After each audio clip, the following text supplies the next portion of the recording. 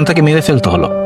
সেটা হচ্ছে যে হাদি যে কেবল ক্রাউড ফান্ডিং দিয়ে তা সে যে ভিন্ন এটা যে বুঝাইছে তা কিন্তু না।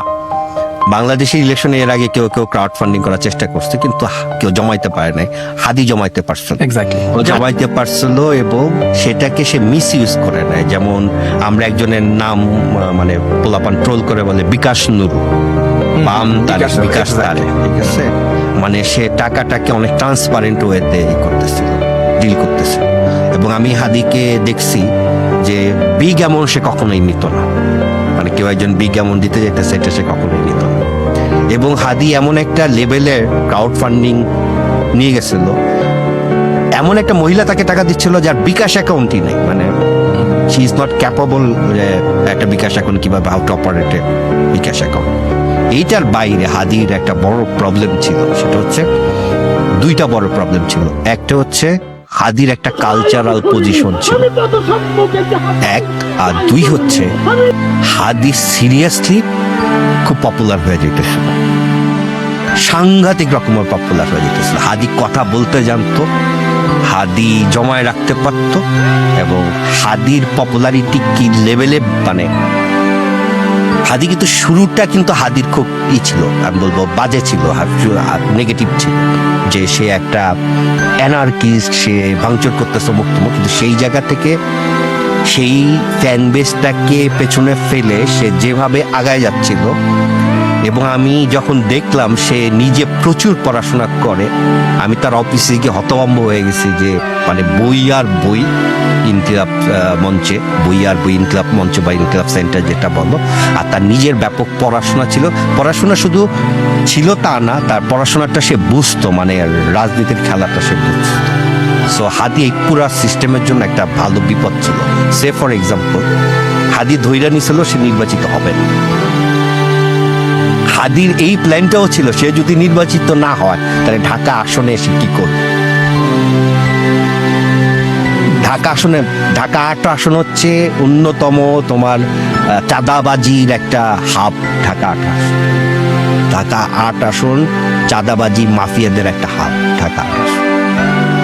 হাদি সেই হাবের জন্য রিস্ক ছিল, হাদি সেই মাফিয়া তন্ত্রের জন্য রিস্ক ছিল। কাজেই তুমি যদি ধরো এ বি সি আর হাদি, এই 4টা অপশন নাও, A B C and Hadi, তাহলে দেখা যাবে হাদিকে মেরে ফেলার পক্ষে বেশি লোকজন ভোট দেবে, মানে আমি বলতেছি মাফিয়া জগৎটা ভোট দেবে, কারণ এখানে অনেকের ইন্টারেস্ট জড়িত ছিল, অনেকের ইন্টারেস্ট জড়িত এখনো আছে। হাদি যেভাবে কথা বলতেছিল, যেভাবে জনসংযোগ করতেছিল, আমি তো একটা সাংঘাতিক বিপদ চোখের সামনে নিশ্চিতভাবে দেখতে পাচ্ছিলাম। সে সিস্টেমকে চ্যালেঞ্জ করতেছে, এবং যারা ভাবছিল হাদিকে দিয়ে এনার্কিজম চালায় যাবে, হাদি পরিষ্কার তাদেরকে না করে দিছিল।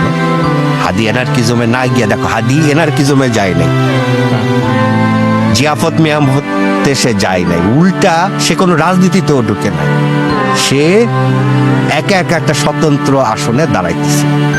সো তার জার্নিটা খুবই ইন্টারেস্টিং ছিল, এবং খুবই ওয়েল ডিজাইন, ওয়েল থট একটা প্রসেস। তুমি যদি মেটিকুলাস ডিজাইন বলো তাহলে সেটা হাদির ছিল। হাদি বের করে ফেলছিল যে, এবং হাদি মানুষের ভাষাটা বুঝতে পারছিল যে মানুষ আসলে মানুষের এই জায়গায় এই শূন্যটা আছে।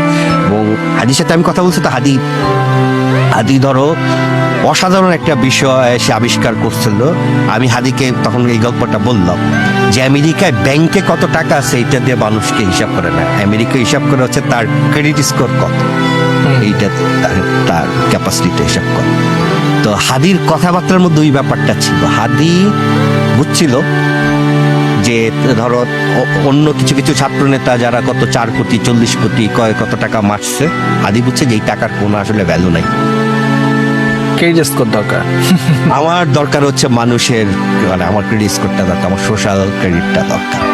এবং সে ওইটা ধরতে পারছে যে মানুষ যদি আমার ভালোবাসে, আমি খালি পায়ে হাইটে গেলেও মানুষ আমাকে সালাম দেবে, এবং এই সালামের মূল্য ওই 40 কোটি টাকার, ওই মন্ত্রণালয়ের বাণিজ্য করার, ওই পজিশনে থাকার, যে আমি অমুক দলের নেতা হইলাম, এর চাইতে অনেক বেশি। এবং হাদি হাদি যদি মানে এবং হাদি বলছিল যে সবাই তো মানে মানে আমাদের বাংলাদেশের রাজনীতি কি, এই যে আমরা দেখলাম যে পাই নাই, কি বলে বিএনপির নেত্রী কি যেন টক শো করে, রুমিন ফারহানা নমিনেশন পায়নি, কিন্তু সে বিদ্রোহী প্রার্থী হিসেবে দাঁড়াতে যাচ্ছে স্বতন্ত্র। হাদির বক্তব্য রিজাইন করছে বিএনপি থেকে। হ্যাঁ, ডিজাইন করছে। হাদির বক্তব্য কি ছিল? হাদির বক্তব্য হচ্ছে এমপি হইলেই যে রাজনীতি মানে মানে এমপি মানে রাজনীতি করার জন্য খালি এমপি হইতে হবে তা তো না, এমপি না হয়েও ওই আসনে রাজনীতি করা যায়, না হয়েও ওই আসনে, এবং আসলেই তাই করতো। সেই সব দোকানদারদের কইতেছিল যে যারা চান্দা দিতে আসছে আমাদের জানাইবে, ফেসবুকে বইটা দিব। So that was very risky. Hadi মানে হাদি অনেকের জন্য মানে পেইন ইন দা বাট ছিল, আমি জাস্ট পরিষ্কার বলতে পারি।